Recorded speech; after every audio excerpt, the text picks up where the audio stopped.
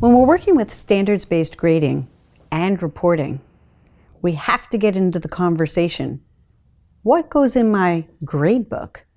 And how do I transition that effectively to the report card? Is it that I have to have every single standard on the report card? No.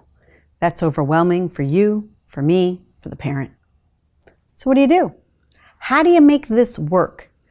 In my gradebook, do I have to keep track of every single thing that occurs for every single standard for every single student? How do I do that? This can get very overwhelming very quickly. Let's lay down some guidelines that can help us be successful. The report card. We've been finding that if we can have headings, if we can have domains, maybe categories that can carry from grade level to grade level.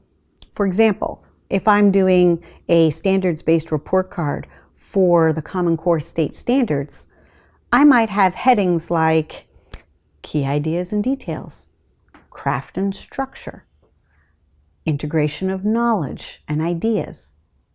I don't need to list the 3 standards that go under each one. Instead, I need to make a commitment to one standard to report out on underneath that heading. Well, that's where prioritizing standards comes in. If I can prioritize which standard is the one that I need to report out to parents or to someone at this time, then that's the one I do. That way, the report card can be consistent for the parent grade level to grade level. It's going to change minimally. I do not want, as a building, to commit to changing that report card every single marking period. Districts and schools have to hire someone full-time just to manage that. Now let's go back to the gradebook.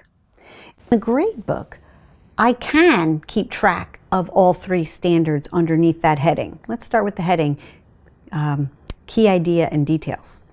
There are 3 standards under that. I might overtly teach and assess all 3 standards because my year-long context had me do that. So I do have that information in my gradebook. And I don't need to average them. I don't need to blend them together. I just need to pull the data from the one standard that got prioritized, and that's the one that goes on the report card. Now, if a parent comes in for a parent-teacher conference, I can go through all that information. I can even explain, because we prioritized, why only one piece of information went on the report card.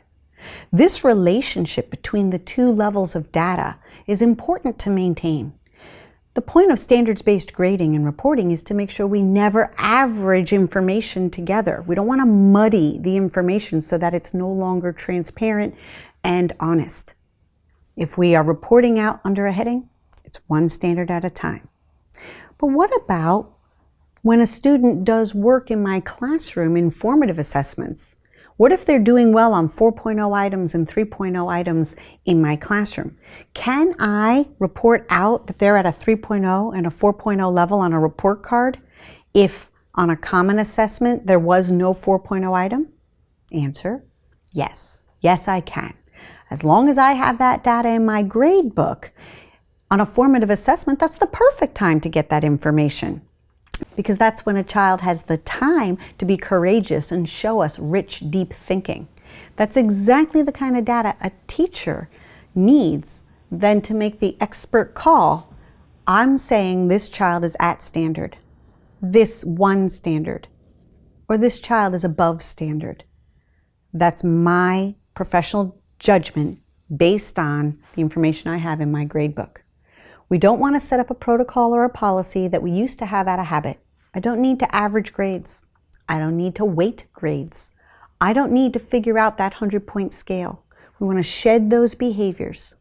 You want to feel comfortable keeping track of that honest information. How is the child doing toward that stated task and standard? And then these are the actual standards that I need to report out to parents, and I don't need to report out on them all. So working through this, we can see how standards-based grading as a behavior is something we want to practice and get good at before we commit to standards-based reporting as a system. Keep the conversations going.